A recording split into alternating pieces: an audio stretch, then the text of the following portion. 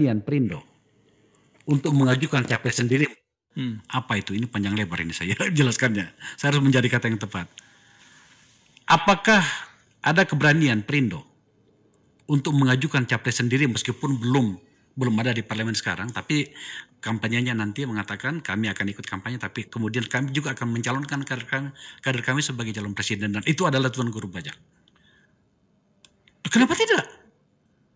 Prioritas pertama kita konsolidasi. Oke. Dan dari sekarang sampai beberapa waktu ke depan, pada saat pencapresan itu ditetapkan, itu masih ada sekian bulan. Kita fokus pada konsolidasi untuk menjaring ya, amanah rakyat itu. Gitu. Nah, nanti bisa dilihat ya, dalam kurun waktu tertentu, kalau kita merasa untuk kita merasa bahwa satu, konsolidasi sudah terjadi dengan baik, ada peningkatan cukup signifikan ya di dalam basis keamanahan dari rakyat itu, ya bisa lihat dari survei yang independen dan seterusnya. Lalu pada saat yang sama kita juga merasakan kebutuhan ya bahwa ruang kontestasi kepemimpinan ini harus diisi juga, diramaikan ya, diramaikan dalam makna positif, bukan gagah-gagahan, tapi tarung gagasan ya untuk Indonesia yang lebih baik. Saya pikir itu ruang yang terbuka. Tapi sekarang tidak menjadi pembahasan sama sekali.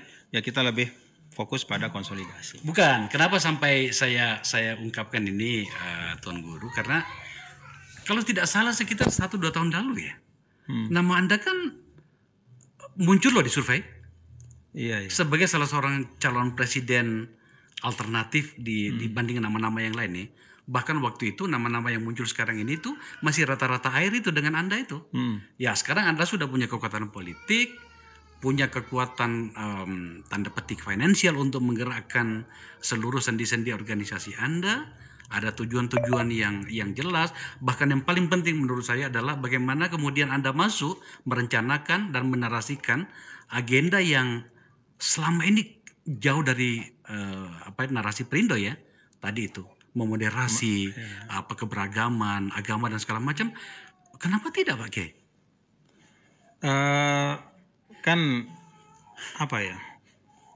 Setiap masa ada orangnya, setiap orang ada masanya, segala sesuatu ada tahapannya. Jadi kita sama sekali tidak bicara tentang itu dulu. Tentu sebagai partai yang eksis, ya artinya dia punya 2,7%, partai yang tertinggi perolehannya yang non parlemen ya 2019. Ya tentu Perindo membuka komunikasi politik ya dalam konteks ya bermacam-macam lah, ada koalisi, kerjasama dan segala macam ya untuk menghadapi 2024. Tapi seluruh perhatian kita memang sekarang pada konsolidasi internal untuk memperluas basis keamanahan dari rakyat itu. Supaya kita kalau sudah dapat lebih banyak amanah dan itu tercermin dari penerimaan masyarakat dari waktu ke waktu, kita bisa bicara hal-hal yang berikutnya. Ya, kenapa sampai saya tanyakan soal ini, Pak Kiai? Karena saya akan sangat kecewa sekali.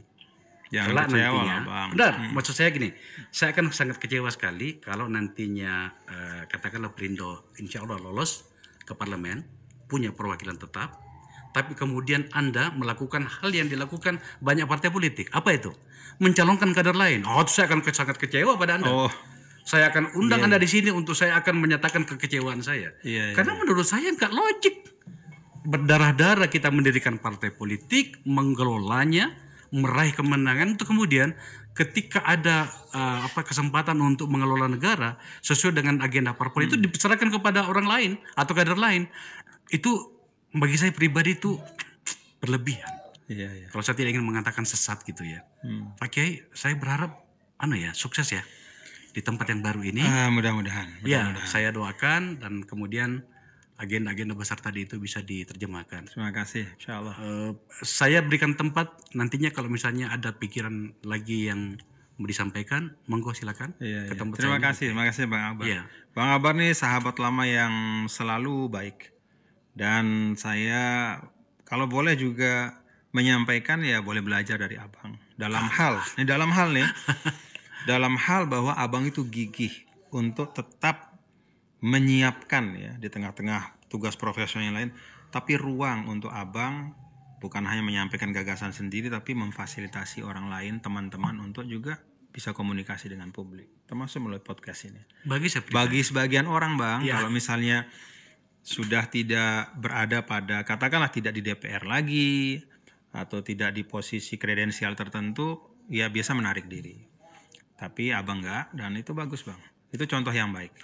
Sukses untuk podcastnya Bang. saya dipuji kayak gini meledak juga kepala rasanya gitu kan. Tapi bagi saya pribadi, orang seperti Anda itu adalah niat baik bagi Republik ini. Amin, amin.